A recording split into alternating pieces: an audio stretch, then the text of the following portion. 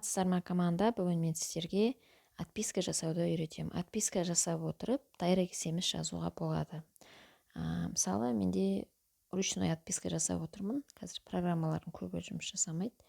Мысалы, отписка жасау үшін бірінші мына адамға кіріп, написать басамыз, дайындап алған сообщениемізді жібереміз, вставить етеміз. Міне. Сосын можно отписаться. Мен жазып қойдым адамдарға отписаться. Кіреміз. Написать басамыз. Вставить. Міне, дайын шаблонымыз кетті. Отписаться. Босқа просто отписаться етіп кетпей, барлығына дайрект смс жазып барып, отписаться еткен дұрыс. Санап отырып, лимитті сақтаймыз.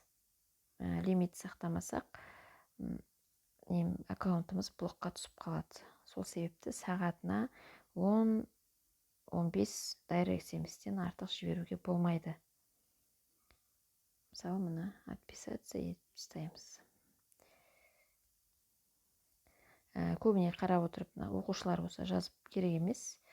Әйелдер үй жағдайында отырған,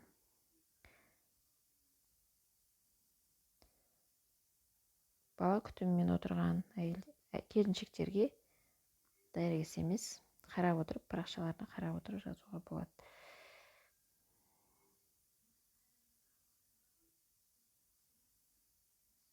Міне, осылай. Сосын отписаться етіп тастаймыз болады. Немесе, мысалы, сіз дайрект смс жазбасаңыз, осылай сразу отписаться етіп тастауға болады. Міне, осылай отписка жасай отырып, дайрект смс жазуға болады. Уақытты тиімді пайдаланасыздар. Сәттілік.